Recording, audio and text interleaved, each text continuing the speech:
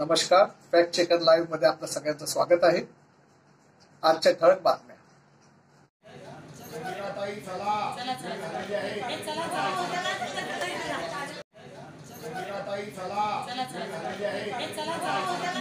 वंदनीय बाळासाहेब ठाकरे, धर्मवीर आनंद दिघे साहेब, आमच्या सगळ्यांच्या मायमाऊली मीनाताई ठाकरे.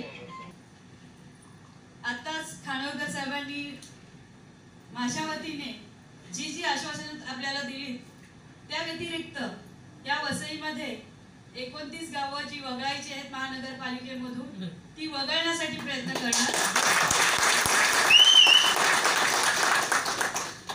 69 गावामध्ये पाण्याच्या टाक्या बांधल्या गेलेल्या आहेत.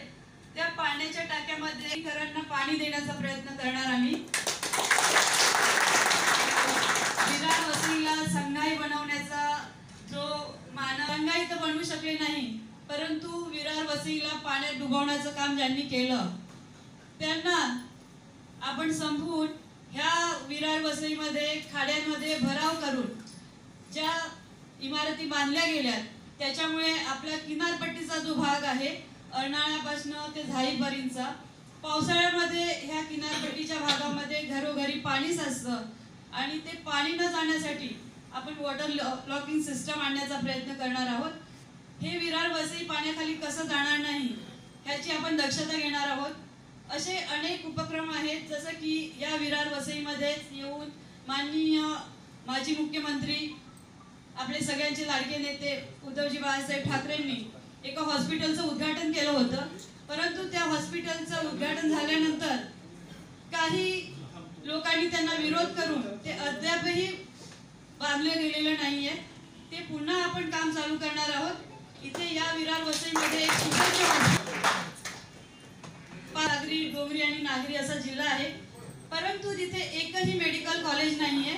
आपली सगळ्यांची मुलं प्रायव्हेट कॉलेजमध्ये 10-10 लाख रुपये डोनेशन देऊन जातात. परंतु जर का आपण एक इथे सुसज्ज असं मेडिकल कॉलेज बनवलं तर आपली मुलं तिथे त्या कॉलेजमध्ये शिकतील आणि चांगले डॉक्टर्स वगैरे बनतील. त्यामुळे आपण इथे एक मेडिकल कॉलेज बनवण्यासाठी प्रयत्नशील राहणार आहोत.